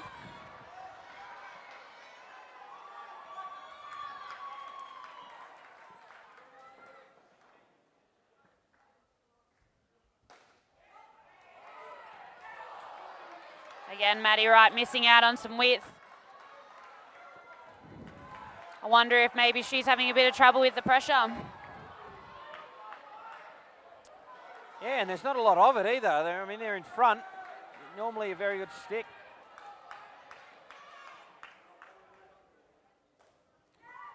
Straight to the fielder, a fumble. Lara not quite aware where that ball is. It almost rolled onto the net, to be honest. They might have conceded 2 runs. So you could probably hear a little bit of a racket next door. That is Queensland having won the 1500 national title on the last ball of the match. So what an exciting finish that was. A chance here. A call That of was no a great again. ball there. Really not giving any width. And going straight to Lara Graham at the off line. Again, a good early call of no. Excellent, yep. Especially with this noise, eye contact is so important. The old full toss bowled. Rafferty just playing right across the line. Yeah, I'm not sure where she was hitting that one. If she had hit that, it would have come straight back out again and possibly been a run out. So a little bit of lack of awareness from the players.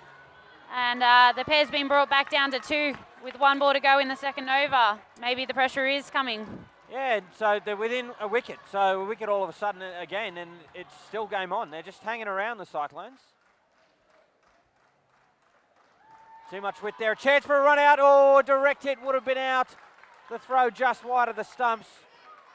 So 2 runs to finish the over, but still Claire Koski 1 wicket in it.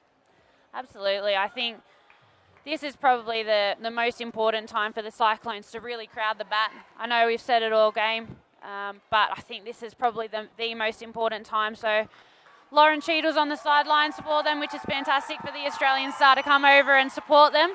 Hopefully she can pick up on it and hopefully instruct them to get in the faces. Yeah, it looks like she's signalling just that. The Victorian girls taking some time, obviously feeling the pressure and realising they need to become quite solid so they can maintain this lead. And it looks like the captain from the Cyclones will be bowling, Kirsten Smith. And beats her counterpart with a first ball.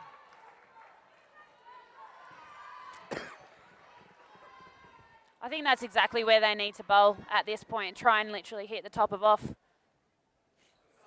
That one strays down leg, so Victoria more than a wicket in front once more. They definitely need something a little bit more accurate than that. At this stage of the game, you can't afford wides or extras.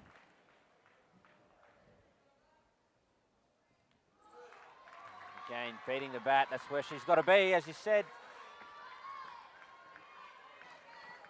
As you can see, that was quite full, and Rafferty's first instinct was going to her back foot, so maybe she's not watching the ball as closely as she'd like. Oh, great piece of keeping from Andono, but that back foot staying on the ground. It's third ball again.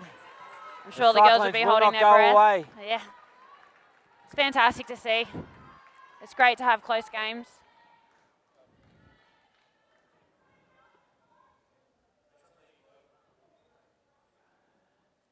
Chloe being directed to take strike. Oh, and another good ball, but Rafferty up to the challenge, just fending it through, point for 2. It's really important when it comes to third ball. You don't need to hit the best shot in the world as long as you get something on it, even if it's your body, and get your partner through safely. Yeah, 2 runs from Matty Wright to finish the over. And that takes the Victorian side more than 2 wickets in front. So if the Cyclones are going to pull off a miracle, they'll need 3 wickets to do it. It's going to be a difficult task. I think if they want to take these wickets, they really need to get Rafferty on strike. She's been struggling and looks to be handling the pressure not as well as Maddie is. So I think they need to get Rafferty down there, try and take a couple of dot balls and then take that wicket on the third ball. Let's see if they can finally take those chances in the field. So here's Claire Lennon to bowl the last over of the final. Starts with a dot. As we progress, I'll remind you, ladies and gentlemen, immediately following this match, we'll have the presentations both for this match and for the 15 and under boys. And then at 1 o'clock, the 17 and under boys grand final. Very well fielded there on leg side by Anna Lennon, I believe. Unfortunately, just didn't get to the gloves of the keeper. I think it's really important for the Cyclones to slow this down. You know, the time constraints are no longer an issue, and they need to get the control back in theirs. I wouldn't be surprised if the Victorian girls not worry too much about third ball at this stage and probably won't re-bowl any wides. Yeah, 3 balls remain. They see 1 more delivery away without a wicket. And they are home. The Victoria will take the title. It is third ball. It's all academic now. Barring a man-cad, which Maddie Wright got herself. The Victorians have both hands now on the championship shield. It is third ball. And it's a wide. Not I'd be bothering with the interested extra to run. see. She went to re-bowl it and was yelled at by a team not to re-bowl it. So, bit of lack of awareness. Force of habit, maybe. Possibly. Here we are, the last ball of the final. And that's out, but it makes little difference other than Maddie Wright's statistics. Victoria are the 2016 national champions in the 17 and under girls division. They've defeated the New South Wales Country Cyclones 89 runs to 79. What a good win that has been for Victoria. It was fantastic. They've been very consistent all week. I don't know the statistics completely, but I know quite a few of them were up there. So it's really well deserved. You know, as I said, they've been very consistent and they showed that today. They really dominated with the bat. Yeah, they sure did. And got to give credit to the Cyclones. They just hung around for a lot of the game. They just hung around and hung around. So in the end, only going down by 10 runs in a game that I thought they probably would have got done by more. But how important were those final 2 wickets of their innings, one of which was a man-cad? It literally shows you that every single wicket counts. Absolutely. So we're going to take a short break now and come back to you soon with the presentations for both this and the 15 and under boys grand final. But Claire Koski, thanks very much for your company. Hope you've enjoyed the week and enjoyed the game. Yes, I have. Thank you very much for having me, and I look forward to seeing how the boys go as well. Absolutely, and best of luck for your summer of cricket. Thank you so much. Go the Meteors. Go the Meteors. Okay, so ladies and gentlemen, do stay with us. We'll have the presentation shortly, and then we'll be back with the final game of the tournament, the 17 and under boys grand final between Victoria and Western Australia. But for now, we'll take a short break, and we'll see you again shortly.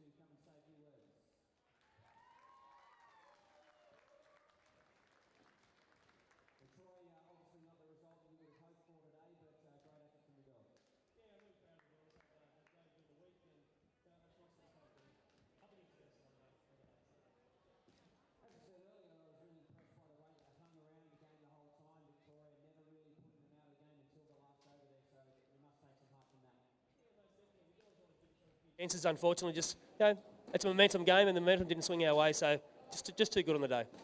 Absolutely. Well, congratulations to your girls. Before you go away, what I'll do is I'll get you to call out your players one by one, and they'll be presented with their runners-up medal by Claire Koski from the Sydney Thunder WBBL. I'll have Anita Handono.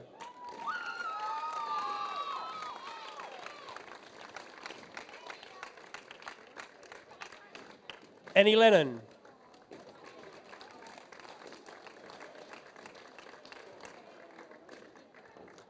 Lara Graham.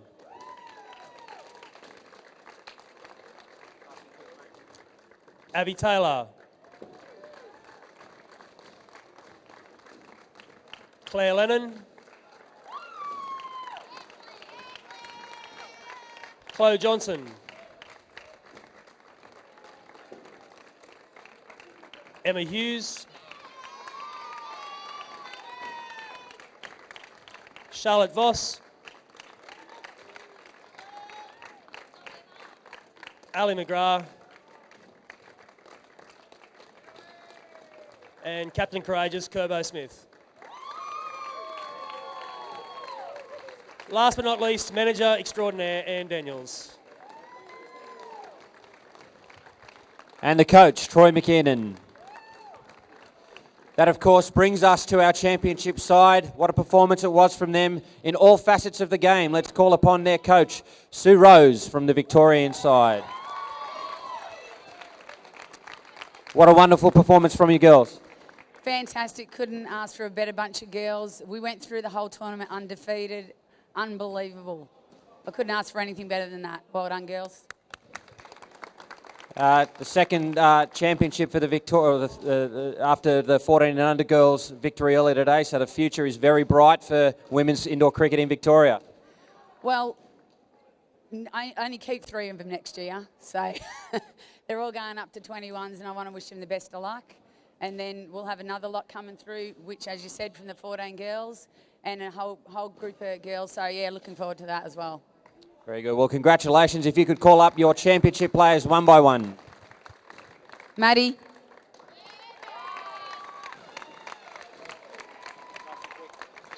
Chloe.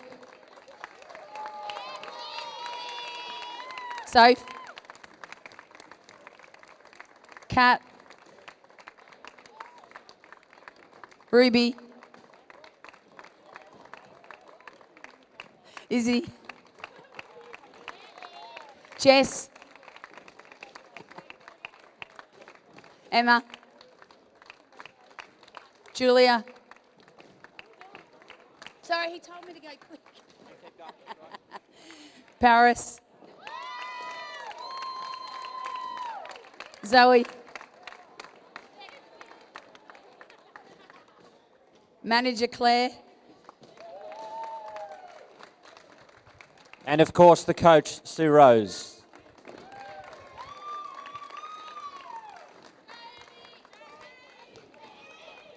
Now we'd call on the Victorian captain to join her coach, if Chloe Rafferty would come along and join Sue, and we'll have the championship shield presented.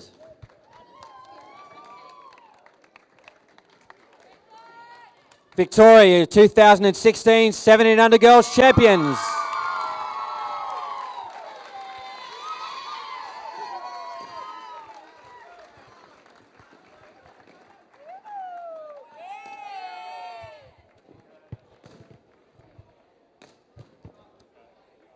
Congratulations to Victoria. We'll move straight into the 15 and under boys grand final, and what a cracker that proved to be.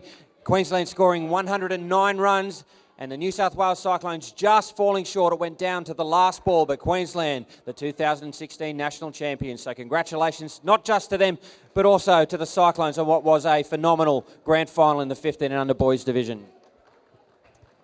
Again, our first award is the player of the final. It's not often you see that player come from the losing side, but that is the case today. The player of the grand final, as decided by the umpire Grant Duran, from the New South Wales Country Cyclones, Brock Lawrence.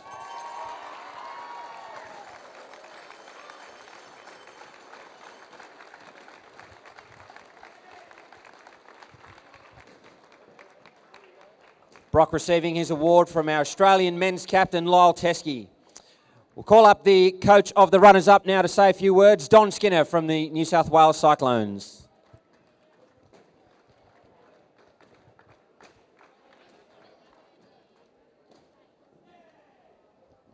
Commiserations, Don, but what a cracking game. It was a great game. Went down to the wire. It's been nothing in the two teams all week, and yeah, it was just a matter of the ball bounced, the ball went their way. Yeah. You must be proud of the boys to stick it out right down to the last over. Always tough to chase down a 100-plus score in a final. It is very proud of the boys. They've done a great job all week, and couldn't ask for a better team. Couldn't ask for a better bunch of boys as well. Not just cricketing ability-wise, but the character of the boys themselves. And I just want to congratulate Queensland too. They're a great side, well disciplined, and congratulations. Certainly. And now if you'd like to call up your players one by one to receive their runners-up medals from Lyle Teskey. Brock Lorenz first up, please.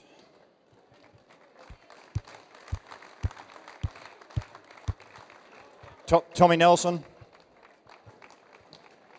Jared Prosper. Benny Pearce. Dan Pretty. Dan. Nick Clark. Jackson Corn. Tommy Atley. Mitchie Lincoln. Adam McGuirk. And Matty Bradshaw. And I also wanted to thank the 217 boys that helped the assistant coach there through the week too. Shippy and Kurt, so thanks boys. And Don Skinner as well. Collect your medal, Don. That of course brings us to our champions. Let's have a chat with their coach, Ron Olsen.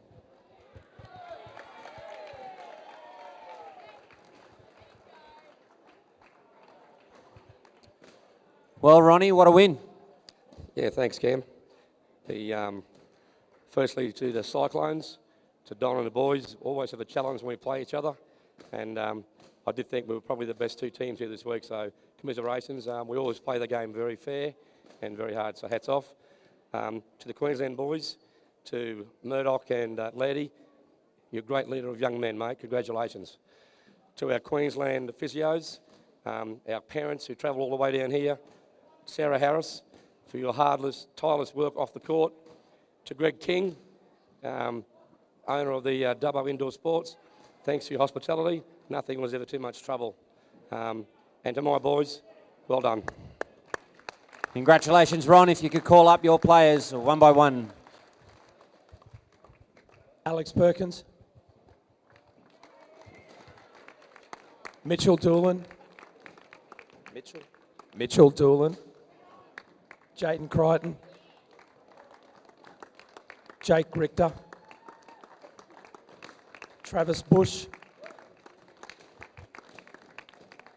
Harry Tonks. Sam Brandon. Noah Gilbert. Jaden Teskey. Co-captains Josh Laird and Murdoch Hogan. Manager Peter Bush. Physios Nikita Sabir.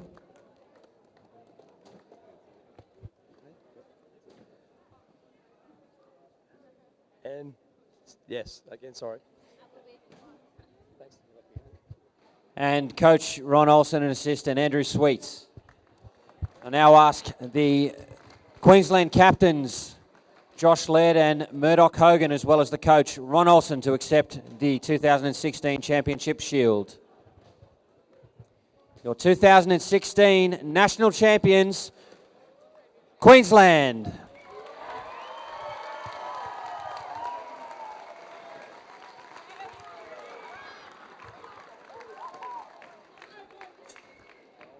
And that's it for the moment, ladies and gentlemen, but don't go anywhere. We've got the final game of the tournament coming up now, the 17 and under boys grand final between Victoria and Western Australia, and buckle up, it's going to be a cracker. Stick with us, we'll be back shortly.